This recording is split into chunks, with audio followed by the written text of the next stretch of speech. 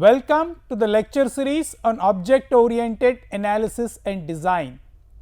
The past few lectures, we have taken a very consolidated view of the need for a unified modeling language, and the best benefit we got in the field of object-oriented analysis by using unified modeling language is use case driven, which makes lot of business sense, and it nicely fits into the very first phase in software development, namely the requirements phase. By saying so, we are not indicating that requirements phase is now getting frozen faster. We are able to manage it better.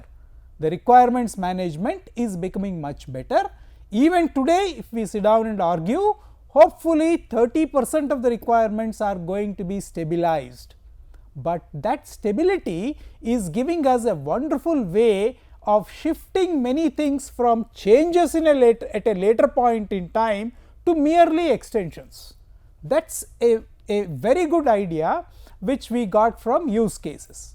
However, while we keep saying that object oriented analysis and design is enabling us to celebrate complexity, we move from this complexity to, let us say, 10 times more complexity in a flash. That is the power of object oriented analysis and design. 10 times is minimum, and it is true that it is expensive, it requires a different way of thinking, it is a paradigm in itself, and unless we do the first step, that is object identification correctly, we cannot guarantee all the nice things which we have been talking about object oriented analysis and design. Every field has its own challenges, every paradigm has its own challenges. Within the advantages and disadvantages of this paradigm called object oriented, we are able to show a greater degree of assurance, if not success, on a good category of applications which are clearly becoming more complex. It is not that we are talking about new applications, maybe the combinations of old ideas is making it complex. We want a bit of this, bit of that, all that has now become nicely addressable, amenable for good analysis, amenable for design, and as the top down analysis happens, the bottom up construction is also happening. So, we strongly think that we have a way of cutting down on the coding phase, expanding the design phase, shift many things to design and through use cases to requirements, so that at the earliest, when things are only $1 or $2, we will correct many things. If we do not correct them at $1 or $2 pricing, it scales very quickly to $200. Already software development is on shoestring budgets, we are racing against time, we are racing against the cost estimates. So, while we judge that till today we do not have a silver bullet, we do not have a magic idea, magic potion kind of a thing that can happen, but software development in all its challenging dimensions has become more amenable across a very good cross section of applications that are demanding more and more complexity because the users caught on to the software. The more you have, the more you want. So, whether we have done end user computing or not, but definitely the user demand is obvious. People have caught the idea of software, they know that all these mundane chores will have to happen, but then they will happen with some kind of a modus operandi which keeps them free to work on more creative ideas, better solutions, maybe to the same problems. So, all these pluses of computerization, on top of it we have a paradigm called object oriented analysis and design, which started well, which started with a clear idea that it is definitely better on paper. Even though it was there in cold storage for 4 decades until 1990, the moment the focus began to happen on the design phase, we started looking for a better technical idea, because in the traditional mold of development, design was happening, but not many serious ideas of making that design happen in a manner where it will be extensible, it will take care of changes the change impact world has been becoming more expensive. The very idea of change was becoming a bit more difficult in what we started with as the best thing in software. Nothing is cast in stone, everything can change. Please don't wait for everything to happen on a blueprint. Let's get started. It is not going to happen, the blueprint is not going to happen. So, let's get started. We will somehow get together and say 30% stability is there, it is good enough, we can go and start. But then where is the fulcrum? Not in the coding. We cannot simply race to the programming, we cannot simply race to the coding, and therefore, to avoid a slide from the coding phase and rapidly go to $2000 cost for every defect. 1 out of every 10 lines is defective, if not 7 lines is defective, it becomes more and more expensive very soon. So, we said let us have a grip at the design phase. Makes sense, makes lot of sense, it is easier said. The practitioners have put in lot of their insights, very valuable experience behind all these, and said that we should now go to the design bench.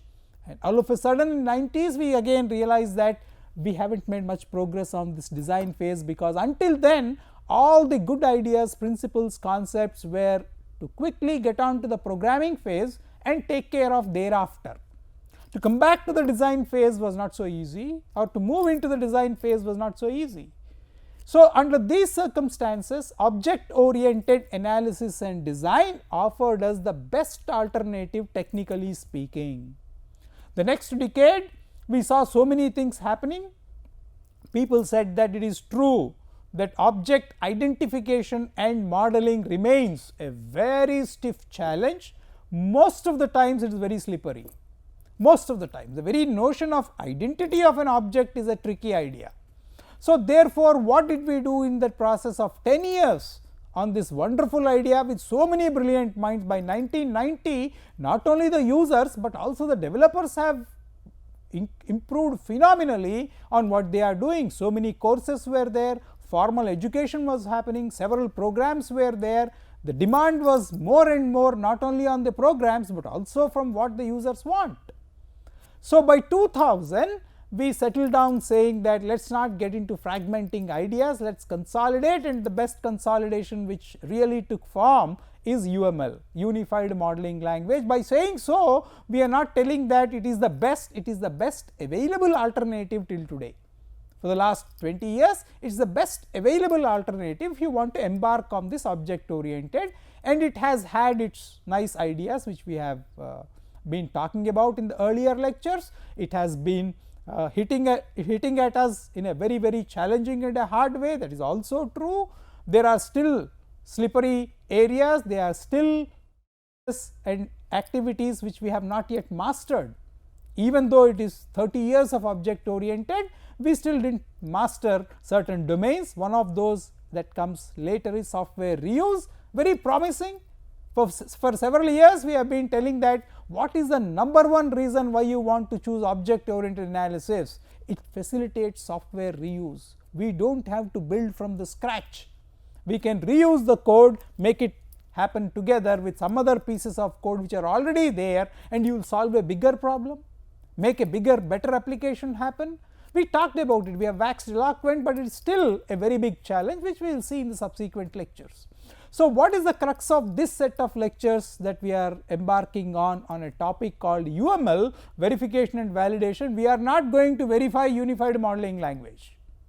The object management group attracted some of the finest practitioners, theoreticians, researchers, industry experts, the kind of a people who worked from the non-programmer side, multiple stakeholders, multiple domains, and then brought together this idea called unified modeling language, which is well accepted, and it rolled out into nice tools called, for example, rational rows and a set. 4 or 5 tools, many tools. I have discussed about 20 to 25 tools in the earlier lectures. So, what we did was to cut down the stress on the developer team, we are taking recourse to the tools. Always as an academic person, I would simply tell that avoid using tools. The more you do on your own mind, the better it is. but then the paucity of time in the industry in a business context, the need to address the business requirements getting converted into requirements, all these have ushered in an era where lot more tools were getting into the development world, people were talking about it. Now, into this we are asking a simple question: after all this, what is the guarantee that whatever is being developed and shown is correct? Well, the idea of correctness is more mathematical in its genesis. We want, ideally we want that idea of correctness happen everywhere we are looking at, it is mathematical. We cannot help saying that we start with this proposition and we are taking recourse to what are already there and well proven, and hopefully if you arrive at QED in some sequence which is amenable to a mathematical way of solving, a mathematical method, then it is correct. We are not that clear on the pieces of software which we are developing. So, the entire theoretical foundations of computing and software bank on what are called in the field of structured programming, with which we began in the 60s, late 60s and 70s, structured programming, where we tell that every block will have a precondition and postcondition. If you can derive the precondition from the postcondition, this block is working. So, right at the beginning we keep telling that we are likely to come up with working solutions. Therefore, what is the way in which you can push towards correctness? We want testing, we want more rigorous testing, test. This is how the early software development method was. No amount of testing, after lot of programs were developed, lot of statistics were collected, no amount of testing, whatever you do, whoever is doing, will likely to take us any beyond 33% of the code that we are developing. The 67% of the code remains a challenge for everybody, including the fellow who is going to use the software. So, what happens in that remaining 67%? As we progress, we will find out. It is to be delivered on time, we did something, and then we are all there. It comes from installation, it goes to implementation, it comes to delivery, it comes to deployment. Invariably everything shifts to the maintenance phase. So, therefore, the idea of correctness is not we are likely to establish in the usage of the term verification. We simply want to verify whether the piece of software is doing what is claimed to be done, that is all. That is our notion of verification. Whether you want to call it UML verification or software verification, it is not really talking about verifying the efficacy of unified modeling language, it is there. Whether we like it or not, lot of people got on to this, plenty of investment has gone on the tool. They are good tools, fantastic tools, worth learning all the tools. As we progressed further and further, we understood that we got a sunken investment first. We have invested a lot on this. So, we are not likely to shake off from that, and the best available right now, it is the best available technical option to address that complexity in a more assured manner. However, when we are telling verification, what we are verifying is these people are claiming that using unified modeling language they have done this. Did they do it? That is all. Whatever you claim, this remains a striking feature of whatever we call that we have been verifying in the field of software. You write a process, all right, this is your process definition. You have a goal, that is what we were talking in the earlier lectures, this is your goal. You have chosen your goal, according to your team, if you follow these steps you will reach the goal.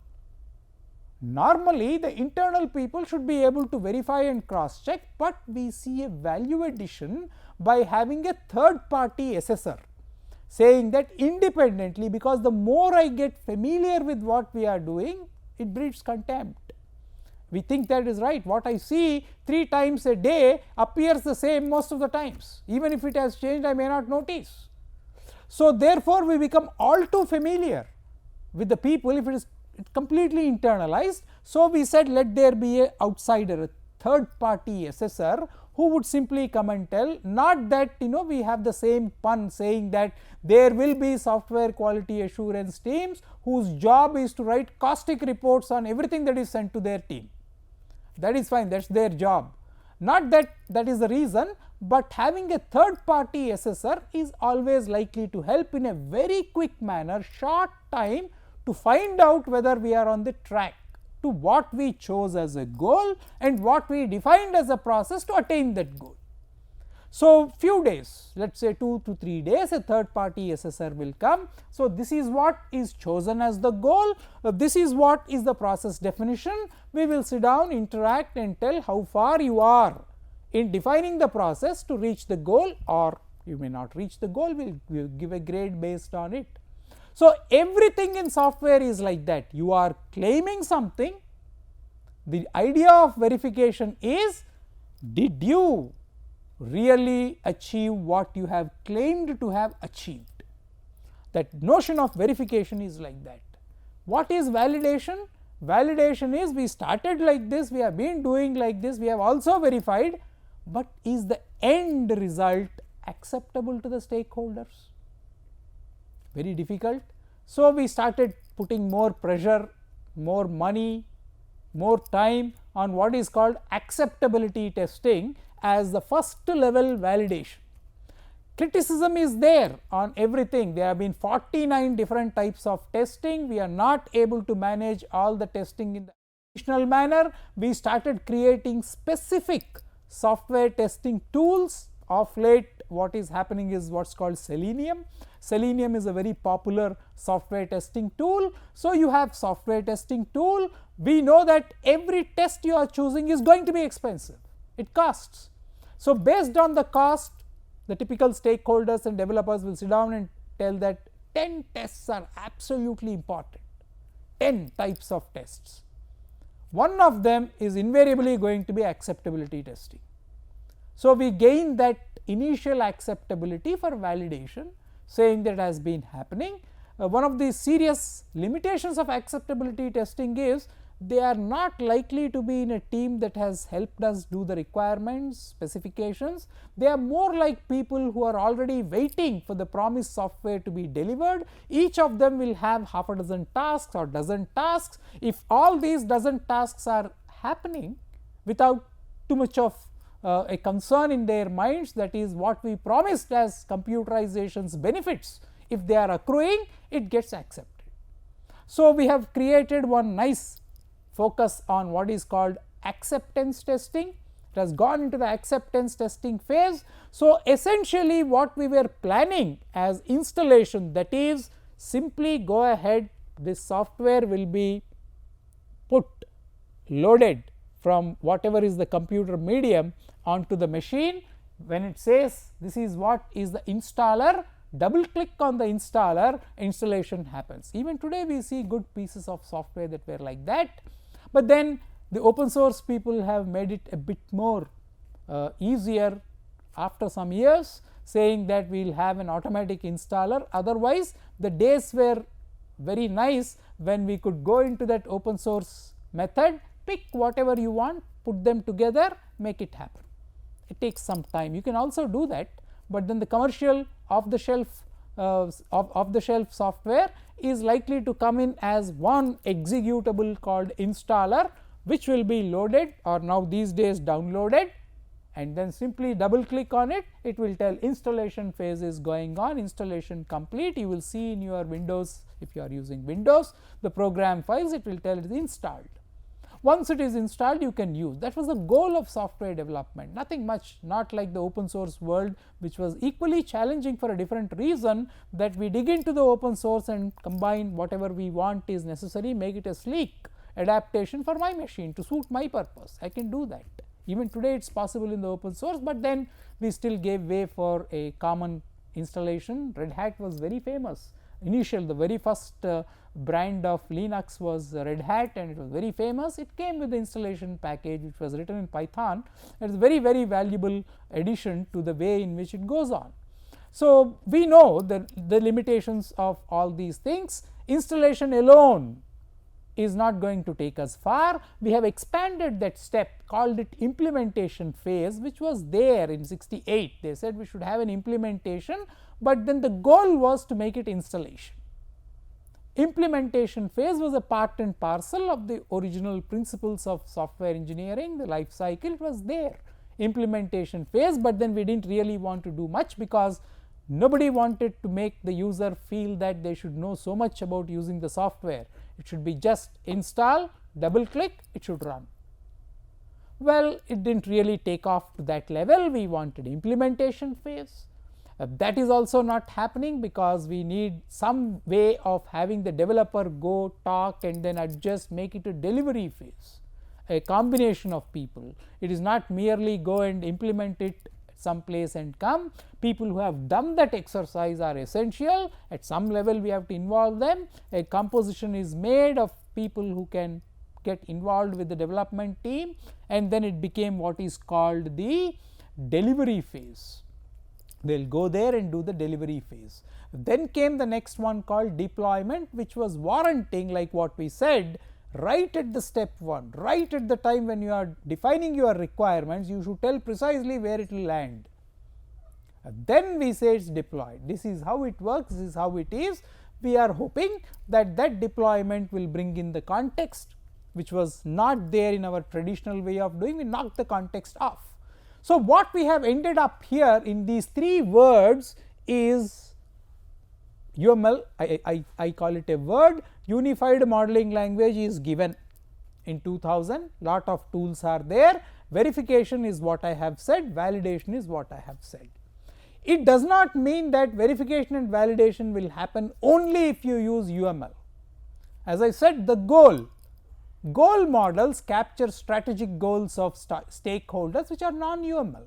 UML is not essential to make your goal. UML is not essential to define your process. UML is not essential to do many things, but then once you have done the basic ideas, UML is likely to help you the most amongst the existing methods and paradigms. Object oriented analysis is doing well, and UML is likely to help you the most. They became synonymous. Capture strategic goals of stakeholders, good for exploring how and why questions with stakeholders, good for analyzing trade-offs, especially over design choices. Fault tree models capture potential failures of a system and their root causes. Well, we have been having so many such exercises.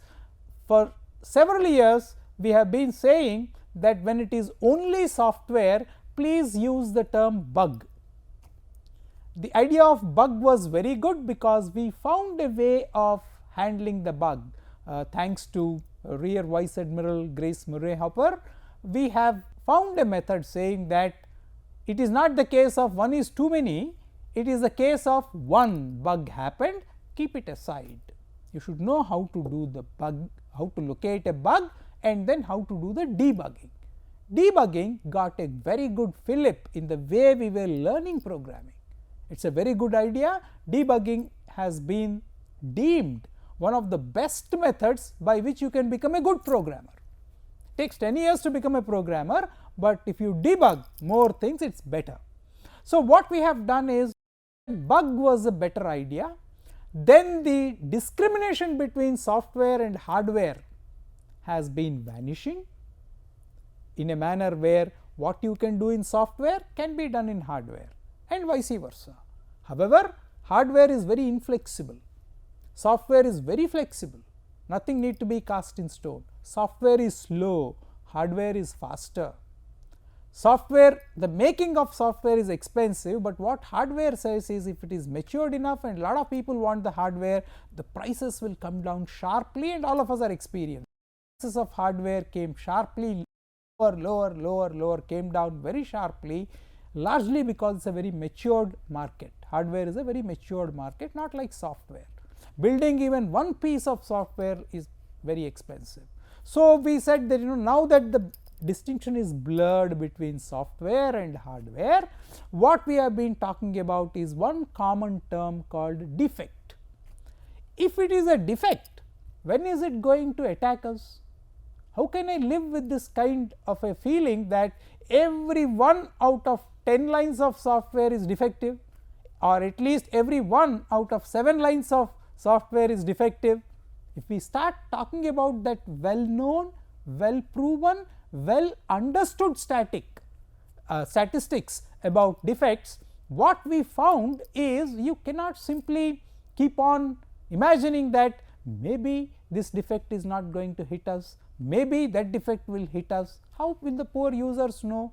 So, therefore, we wanted to take the route of risk analysis, a nice mathematical way. We talked about some good testing methods called regression testing, multiple regression. There are so many such methods which will give us an idea for this kind of a well defined input to get this kind of a well defined output with this particular code that has been written with this process, everything intact.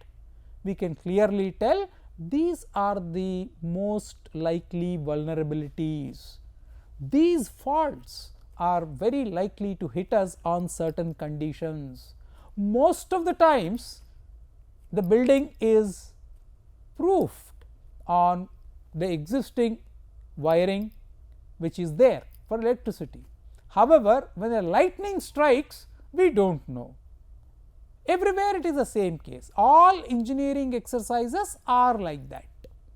So, if we have anticipated a very good fault tree model, and if whatever we have anticipated as a fault tree model is manifesting, very quickly we can find out how to come out of that. It is not that we cannot have faults, engineering has always been like that.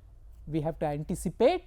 Software engineering is different from program engineering because we are not reactive to the bug or reactive to the fault, we anticipate and we construct a fault tree because they are defects.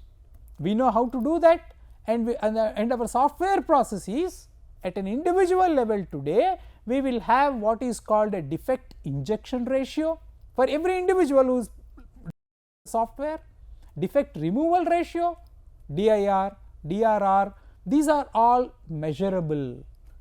Therefore, we think that once we have all that on our dashboard, our quality is something which gives us all these things as nice numbers, metrics which come together.